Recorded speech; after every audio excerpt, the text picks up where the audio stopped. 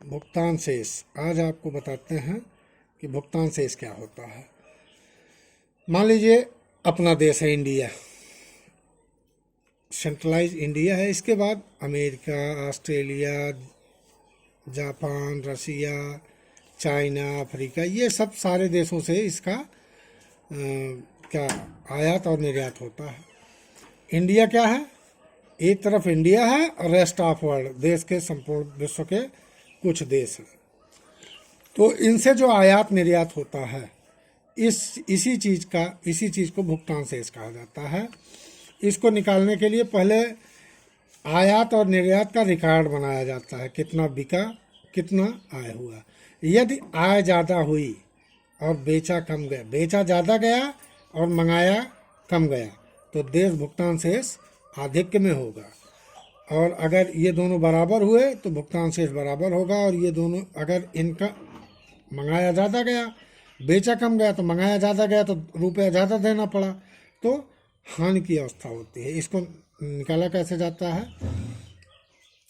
वस्तुओं का आयात एवं निर्यात, दृश्य वस्तुओं का, जो दिखाई पड़े वस्तुएं, ऐसी वस्तुओं और सेवाओं का आयात और निर्यात, कितनी वस्तुओं का आयात हुआ विदेशों से और उन देशों को कितनी वस्तुओं का निर्यात हुआ।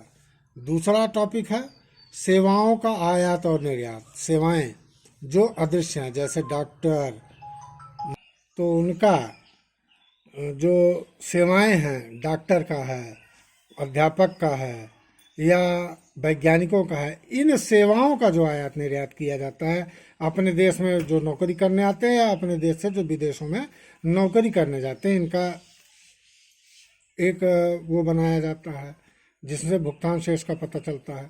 एक पक्षीय अंतरण, एक पक्षीय जो ट्रांसफ़र होता है, जिसको अंतरण माने ट्रांसफ़र। जैसे कोई नौकरी कर रहा है विदेश में, तो अगर अमेरिका में नौकरी कर रहा है तो वहाँ से क्या भेजेगा? डॉलर भेजेगा। तो वो कहाँ आएगा? अपने देश में। इसमें कोई भी सेवा या कोई भी पूंजी का हस्तांतरण नहीं होता, वहाँ से केवल आता है। जिस देश में नौकरी करता है लड़का या जिस देश में वो नौकरी कर रहा है, उस देश से डॉलर या पैसा भेजता है। तो इसको एक पक्षीय अंतरण कहते हैं। पूंजी हस्तांतरण, जैसे देश ने लोन लिया है, तो लोन लेने की प्रक्रिया या देने की प्रक्रिया, या कोई ज़मीन खरीदना चाहता है विदेशों में, या विदेश का कोई व्यक्ति आपके देश में ज़मीन खरीदना चाहता है, तो ऐसे हस्तांतरण को पूंजीगत हस्तांतरण कहा जाता है। तो भुगतान के स्रोत दो खातों से पता चलते हैं, चालू खाता और पूंजीगत खाता। चालू खाता में कौन आता है? वस्तुओं का आयात निर्यात दृश्य, सेवाओं का आयात निर्यात अदृश्य, और एक पक्षीय अंतरण या ट्रांसफर, एक पक्षीय अंतरण ट्रांसफर, ये जो है चालू खाते में आते हैं। और चौथा जो पूंजी का हस्तांतरण होता है, ये पूंजीगत खाते में आता है। व्यापार शेष और भुगतान शेष आपने पढ़ा होगा। व्यापार शेष और भुगतान शेष, इन दोनों में क्या अंतर है? तो व्यापार शेष किस में होता है? केवल दृश्य वस्तुओं के आयात और निर्यात। आयात में से निर्यात घटाया जाता है, तो जो बचता है अगर ऋणात्मक है तो व्यापार शेष ऋणात्मक है। अगर धन है, बचा है पैसा, ज़्यादा एक्सपोर्ट किया गया और आयात कम किया गया, तो पैसा ज़्यादा आया, तो भुगतान शेष धनात्मक है। अगर भेजा कम गया, बेचा कम गया और आयात ज़्यादा किया गया, तो ऋणात्मक है। अगर यह दोनों बराबर हैं तो व्यापार शेष संतुलन की अवस्था में होगा। और भुगतान शेष, ये तो केवल दृश्य वस्तुओं का है व्यापार शेष, लेकिन भुगतान शेष इन चारों वस्तुओं का है, इन चारों का है। दृश्य, अदृश्य, ट्रांसफर मनी और हस्तांतरण, इन चारों को भुगतान शेष में रखते हैं और केवल दृश्य वस्तुओं के आयात निर्यात को व्यापार शेष में रखते हैं। अब आता है समुचित कोष। समुचित कोष क्या है? समुचित कोष वह है, जैसे चालू खाता जो संपूर्ण कोष है, उसी को समुचित कोष कहते हैं। बहुत बड़ी चीज़ नहीं है, केवल शब्दों को आप ध्यान दीजिएगा। तो अर्थशास्त्र में एक चीज़ जान लीजिए, शब्दों को अगर ध्यान से समझेंगे तो उसका उत्तर आपको उसी प्रश्न में, उसी टॉपिक के नाम से ही प्रश्न के लगभग उत्तर आपको मिल जाएंगे। तो समुचित माने संपूर्ण कोष क्या है? चालू खाता। चालू खाता में ये तीनों आता है, दृश्य सेवाएं, अदृश्य सेवाएं, ट्रांसफर मनी। धन पूंजीगत खाता, आय व्यय। धन भूल चूक, चूंकि ये बहुत बड़े पैमाने पर होता है, करोड़ों में होता है, तो इसमें कुछ भूल चूक भी होती है, इसलिए इस चीज़ को ध्यान रखेंगे। मान लीजिए इन सेवाओं से, वस्तुओं से, एक पक्षीय हस्तांतरण से प्लस 200 करोड़ का आय हुआ। मान लो 200 रुपये जोड़ लीजिए, करोड़ आप समझ लीजिएगा बाद में।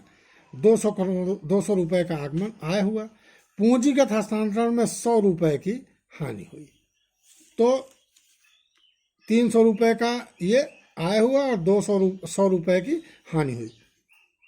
इसमें पूंजीगत, ये जो तीसरा है पूंजी खाता में 100 रुपये ऋणात्मक है, और ये किस खाते में? चालू खाते में 300 रुपये आधिक्य मिला। तो इन दोनों को जोड़ दिया जाएगा। 300 धन ऋण 100 धन 0, तो 300 में से 100 घटाएंगे 200। ये 200 रुपये जो है ये भुगतान जो है, भुगतान से इसमें लाभ हुआ।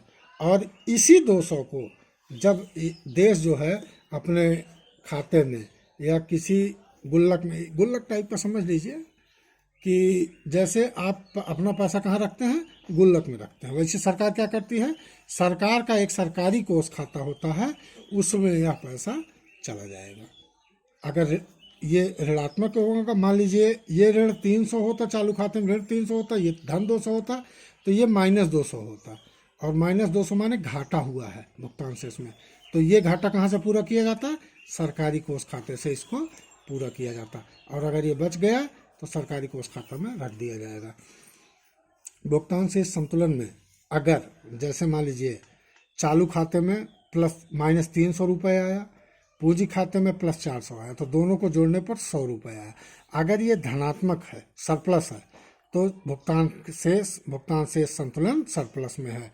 अगर यह इसका योग 0-0 आता है तो भुगतान संतुलन इक्विलिब्रियम है, अर्थात संतुलन में है।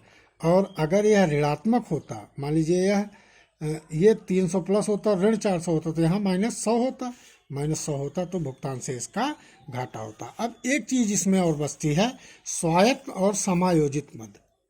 जैसे इसको आपको बहुत हल्के में बता रहे हैं कि आपने एक दुकान खोली, दुकान में आपने सोचा कि मैं शाम तक या एक दिन में 5,000 रुपये का व्यापार करूंगा। तो 5,000 रुपये का व्यापार, ये देश को भी आप इसी में जोड़ सकते हैं। कैसे? आपको ये केवल मद समझाया जा रहा है। आपने 5,000 रुपये का व्यापार करने का सोचा, और व्यापार कितने का हुआ? 4900 का। तो बचा कितना 5,000 पूरा होने में? 100 रुपये। तो आपने क्या किया? 100 रुपये खुद से अपनी जेब से पैसा लगाया, और 100 रुपये सामान खरीद के उसको अपना जो भुगतान है, जो आपने टारगेट दिया है 5,000 का, वो आपने 5,000 पूरा कर दिया। तो ये 4900 क्या हुआ? स्वायत्त मद हुआ। मतलब ये आपकी सेलिंग अपने आप हुई, इसको करना नहीं पड़ा। लेकिन 5,000 पूरा करने के लिए आपको 100 रुपये का समायोजन अपनी थैली से करना पड़ा, अपने पॉकेट से करना पड़ा। तो 100 रुपये आपने उसमें डाला, आपने उसमें जोड़ा, तो ये क्या हुआ? ये समायोजन किया आप, उसमें 100 रुपये मिला के उसको अपना जो पूरा है 5,000 का टारगेट उसको किया। तो ये 4900 ये स्वायत्त मद है, और ये जो 100 रुपये है ये क्या है? समायोजित मद है। ये एबव द लाइन रहता है, ये बिलो द लाइन रहता है 100 रुपये। इसको 100 रुपये बिलो द लाइन, और ये 4900 रुपये एबव द लाइन इसको लिखा जाता है। संपूर्ण रूप से जैसे पूरा देश अगर 10,000 करोड़ का व्यापार करना चाहता है, और व्यापार हुआ 9,900 करोड़ का, कितने हुआ? तो इसमें 9,900 करोड़ का हुआ, तो 100 करोड़ का घाटा हो रहा है। तो 100 करोड़ अगर भारत देश अपने पास से इसको खरीद के पूरा कर दे, तो वो 100 करोड़ जो लगाएगा वो समायोजित मद है, और जो 9900 करोड़ होगा ये स्वायत्त मद होगा।